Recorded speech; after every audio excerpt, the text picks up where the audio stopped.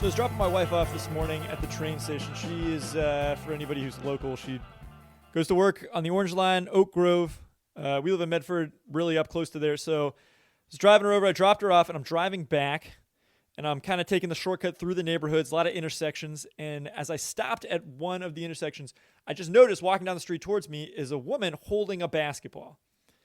All right. Now, nothing strange about that, but what was strange is I could tell by the way that she was holding the basketball that she didn't really know how to use it.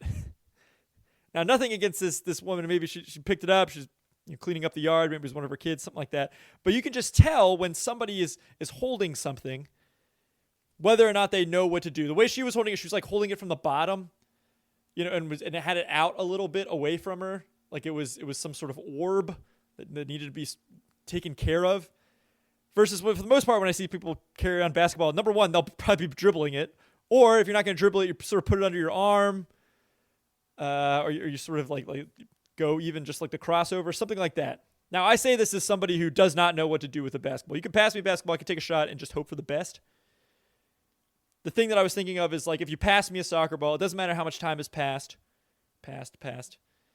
I know what to do, right? The ball comes to me, that first touch, and just the way it sort of naturally goes to my right foot because I'm right-footed, and just the way that I sort of stand in anticipation, you can just tell. And you can't really teach that other than just somebody being really familiar with what they're doing. And another big thing here is that it has nothing to do with how good you are at the sport. You can pass someone the ball, and then those first initial sections, those first initial moments of sort of receiving that pass, someone bouncing the basketball to you, it tells you all you really need to know. Does this person feel comfortable with what they're doing?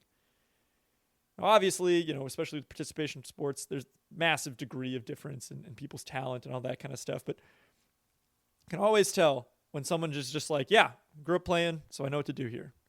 One of my favorite interviews ever is with Bill Belichick. And Bill Belichick, famously not a great hang for anybody who's ever watched any of his press conferences. But one time he was getting interviewed for some sort of lacrosse magazine. I didn't know this, but apparently Belichick is a huge lacrosse fan. And so they're talking to him for a little while, and then eventually the guys at the magazine just gave him a lacrosse stick and put a ball in there. And when you hold a lacrosse stick and you have a ball, it's called cradling. You sort of shake the stick back and forth, and the net part rotates around the ball. That's how you hold the ball in there while you're running around and stuff. It's like the equivalent of dribbling in basketball. It's a skill that you learn. It's something you do all the time. If you grew up and had a high school that had a lacrosse team, these kids were just literally walking up and down the hall, cradling, bouncing the ball up against the wall, grabbing it again, cradling. And Belichick is at the most at ease I've ever seen him. His face is usually this mask of seriousness, and in this interview, he's literally just sitting there like cradling the ball. He's like, "Oh yeah, I'll tell you about what do you want to know?" And that's the thing. That comfort level is something that's cultivated over years, and again, like it has nothing to do with your eventual talent. So I was thinking about this in the context too of like theology, philosophy, reading the Bible.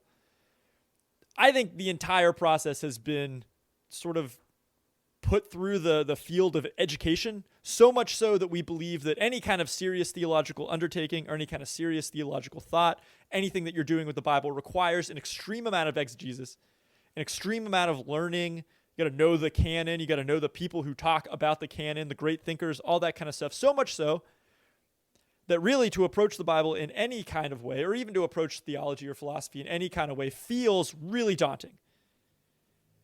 You put thinking about a philosophical text like Candide, you put that in my hands and I'm going to be like, oh no, I don't know what to do with this. It's like a basketball. Or even just like parts of the Bible that you're just like, I don't really want to talk about Revelations right now. I don't want to talk about the minor prophets because I don't know, it feels like if I did anything, someone would just sort of dunk on me. And that's what I think a lot of the things I've been thinking about, especially in terms of this podcast, I really want to make theology or philosophy this accessible thing that you don't have to know everything about it to feel comfortable navigating in those waters. Because the thing about philosophy, the thing about theology, the thing about our relationship with God is like it's about you and your awareness. The resources that we have now are insanely awesome. that doesn't change the fact that me, whatever, we rarely use them. I know exactly where to go for just hardcore theological understanding of things. Going to school really helped with that. You read the great authors, the great teachers, all that kind of stuff. And it's interesting because those are great, but then it cultivates this intimidation almost, that it's like, I could never be that person. It's like waking up every day and being like, I'm not LeBron James, so therefore I'm not going to pick up this basketball. That doesn't happen.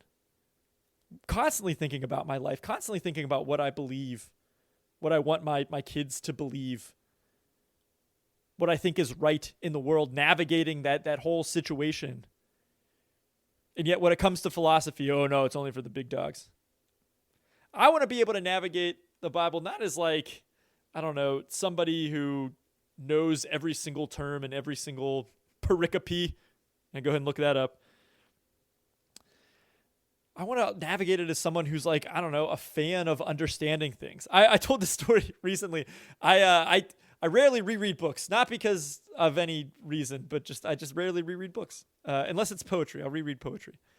But I was talking to somebody about the first Harry Potter book, which I read, I don't know, like a million years ago.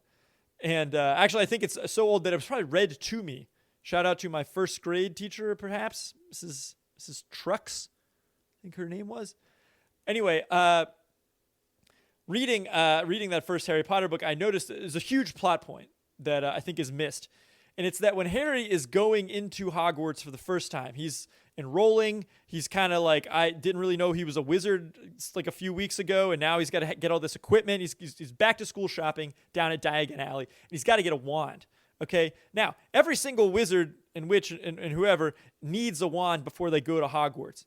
And so you would imagine that the wand shop would be packed.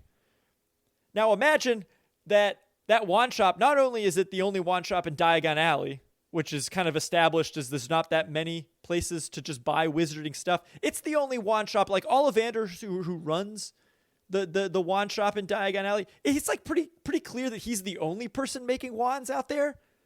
They circle back to that in the other books. I forget which one, but when Voldemort needs a wand made, he's like, we got to go to Ollivander, and then that's end of list. So when Harry goes there, right before school starts, you would imagine that place would be packed. And yet, when he walks in, it's like no one has set foot in there in like 30 years. And Ollivander, who, puts on this whole song and dance for Harry, is like, oh, hey, maybe it's this one, but actually it's probably this one that I knew already when I saw you. He's in like no rush. He's not even set up. I mean, magic helps keep things clean, but it always kind of does blow my mind that a lot of those shops seem like they're all kind of grody and weird. Anyway, I digress to my point that shop should be a lot more packed than it is currently, than it was depicted, at least even in the movies. Anyway, that's how I want to navigate Scripture. That's how I want to navigate the Bible, navigate, theological understanding of things. I want to be a fan. And I'm not winning any Harry Potter trivia contests. I'm sure people are going to come back at me about, this thing that you missed. But I just feel like, oh no, I know that world. I can sort of live in it. If you pass me that basketball, I can dribble and shoot 100%. Anyway, that's what I'm thinking about today. I don't want to keep this stuff at arm's reach and leave it to the big dogs. I think it's too important. It's too important to how we understand our lives. Thanks for listening today.